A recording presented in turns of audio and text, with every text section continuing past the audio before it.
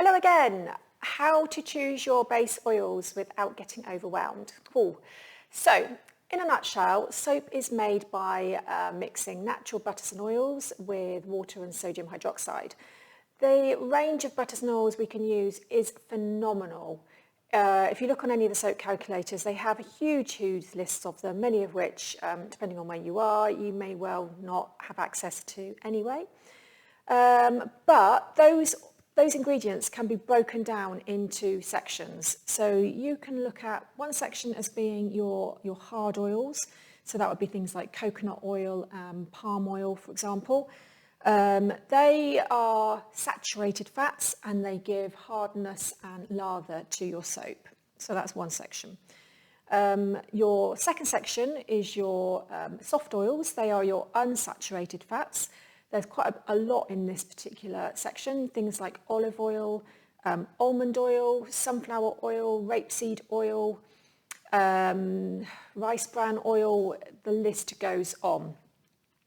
They generally do not contribute to lather, but they will be conditioning and very gentle, so they will create a very gentle bar of soap. Then you get your butters, so that could include things such as cocoa butter, shea butter, mango butter. Again, the list is endless.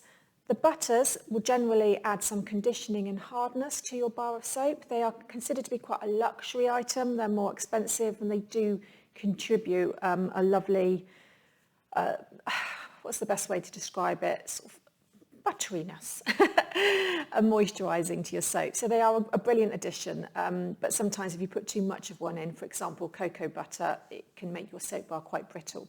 So there's lots of little factors like that, but this is about keeping it simple. Castor oil is the fourth one. Does not fit into any category at all, unfortunately. It stands on its own, so you can't swap it in or out with anything else, but it is a fantastic addition. It will boost lather, and any recipe that's got castor oil in and then a very similar recipe without will always have a better lather. So it's a really good addition to have if you've got it. So formulation. Where to start is a biggie, and I completely appreciate that, which is why I've created just a bit of a framework to give you some structure to begin with. So as a guide, try 35% hard oils. So that would be palm oil, coconut oil. It could be lard, animal fat. A lot of people do use tallow. They all have similar properties. So just try one of them or a mixture of them. Most people will go for coconut oil because it's fairly easy to get hold of. And you can use any of the coconut oils that you get in the shop. So 35% of your recipe will be hard oils. About 15% can be butters. So that could be cocoa butter, shea butter, or mango butter, as I've said already, or whatever butter you like the look of. So 15% of that. 50% soft oils. Now, most people will use olive oil, but if you want to say use 35% olive oil, 15% rice bran oil, they have very similar properties. So actually you can do that quite easily. It does get a little bit more complex than that. Sunflower oil is better if you use one that's high oleic. But again, I don't want to complicate things for you here. So keep it simple. Just stick to around 50% of soft oils and try it. See how you get on.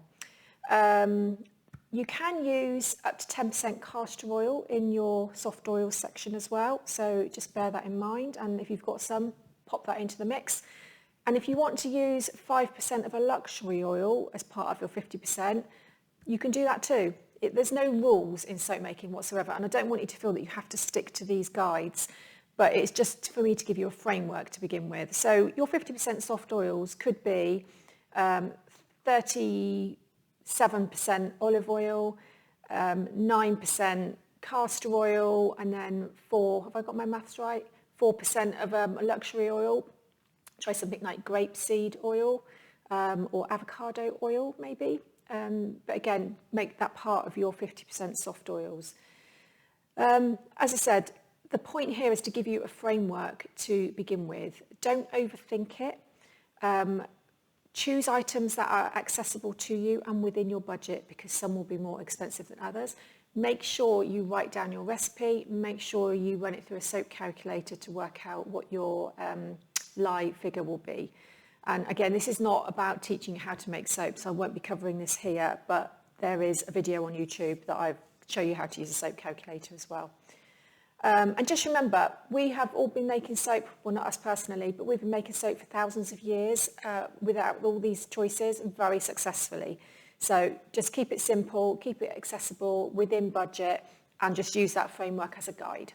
Okay, I hope that helps. Let me know how you get on with it.